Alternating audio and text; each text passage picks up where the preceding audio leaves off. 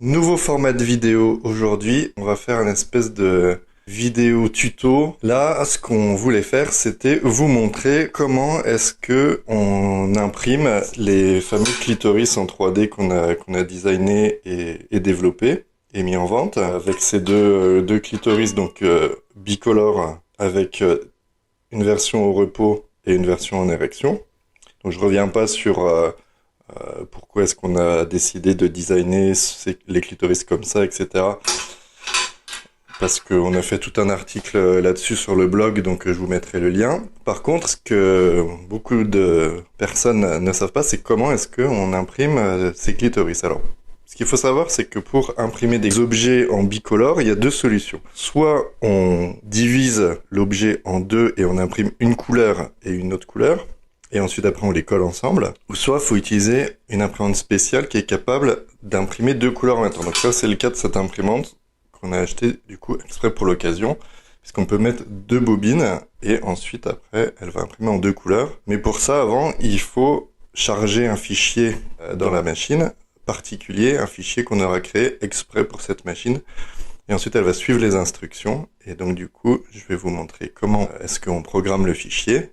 Et ensuite, après, comment est-ce que le clitoris, il s'imprime au fur et à mesure. Alors, pour construire un clitoris en 3D ou n'importe quel objet en 3D, il faut avoir un logiciel. Donc là, on utilise Blender, qui est un logiciel qui va permettre de modéliser un dessin en 3D. Donc avec ce logiciel, on modélise notre clitoris, à la fois le clitoris au repos et à la fois le clitoris en érection.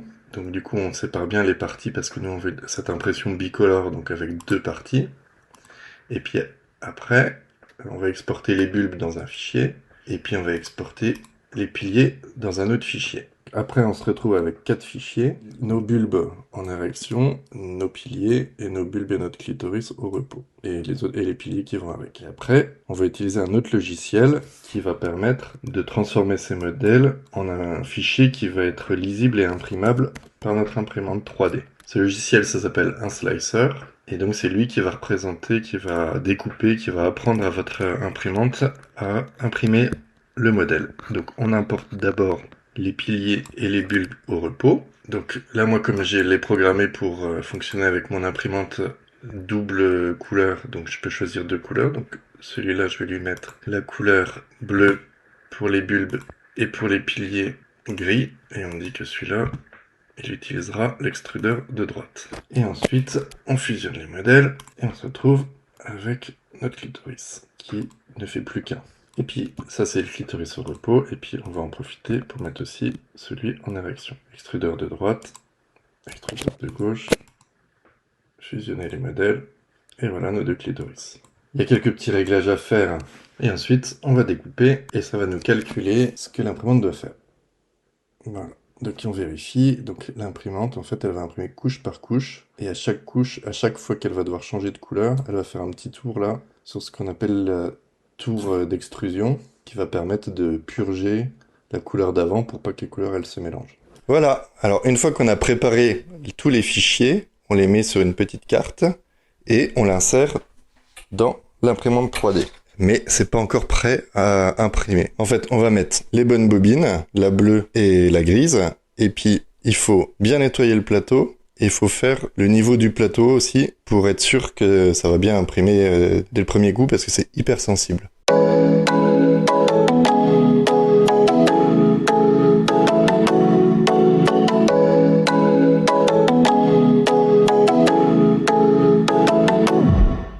Pour faire les niveaux, on utilise une petite feuille de papier qu'on fait glisser sous la buse, et il faut que la buse, elle frotte à peine le papier, là ça veut dire qu'elle est à bon niveau. En fait, il y a des petites molettes qui sont en dessous là, et qu'on peut régler pour mettre plus haut ou plus bas.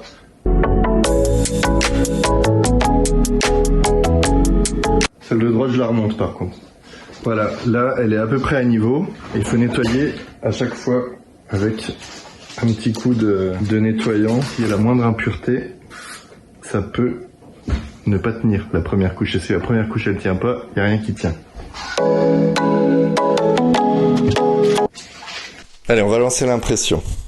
Donc là, la machine, elle va faire ce qu'elle a à faire. C'est-à-dire qu'elle va imprimer ligne par ligne Et je vais mettre la caméra pour que vous voyez comment ça s'imprime ligne par ligne.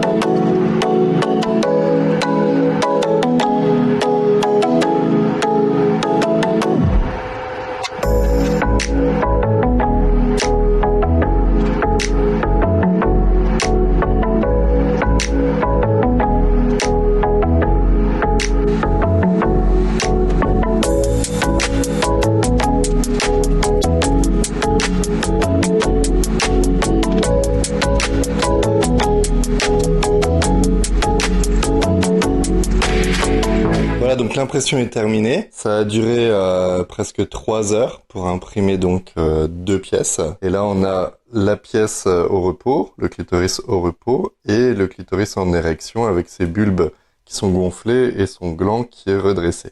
Puis il y a une troisième pièce ici, c'est la fameuse tour qui permet de purger entre chaque couleur. Et donc on se retrouve avec à chaque fois tout ce matériel-là de plastique en plus. Là, c'est pas terminé. Donc on va décoller les clitoris. Voilà. Ok. Donc on peut voir que les pièces sont pas parfaites du tout. Il y a plein de petits points et des petits filaments. Donc ça c'est lié, voilà, c'est lié à l'imprimante, à la technique d'impression. Des fois ça fait des petits fils. Des fois ça fait des petites merdouilles. Là il y a un petit peu d'encre noire de l'ancienne bobine. Donc pour qu'on ait des beaux clitoris, maintenant il va falloir les nettoyer, les gratter. Donc on prend nos clitoris et une lame de bistouri.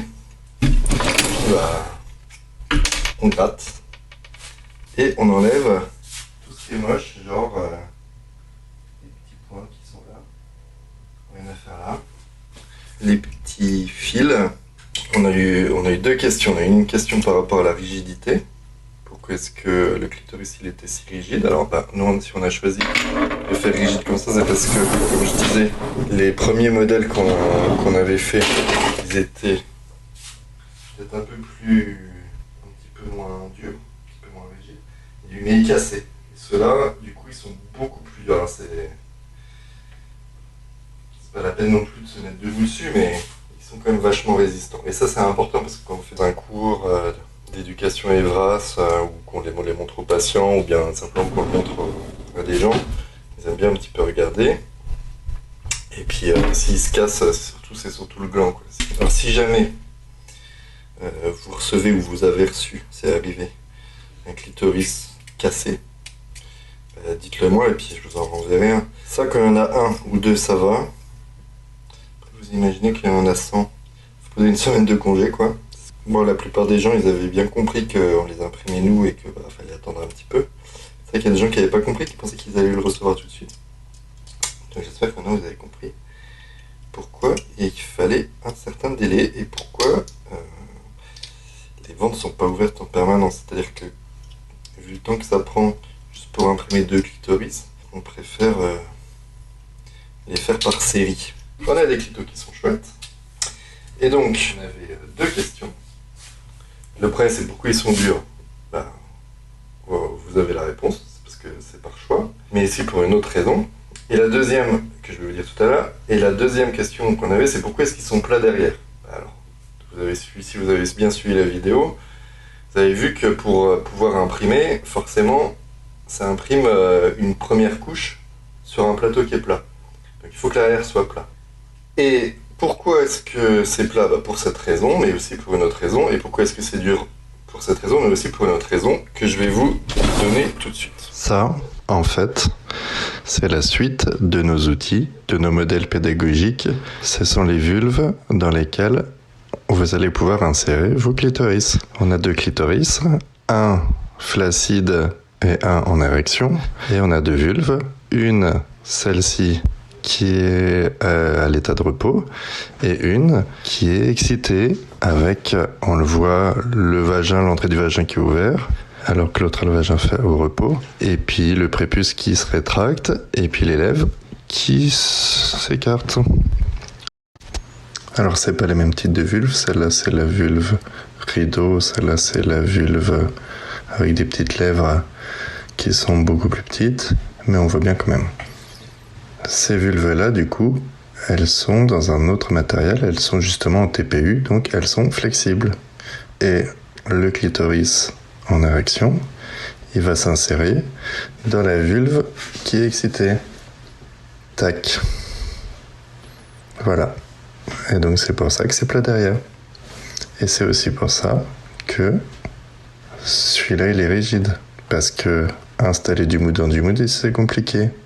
Le clito il est bien rigide et il s'insère dans la vulve qui est molle. Le clito en érection avec la vulve excitée. Le clitoris facile qui rentre dans la vulve au repos. Voilà. Je vous dis à tous à très bientôt avec dès que les vulves sont prêtes, on vous informe.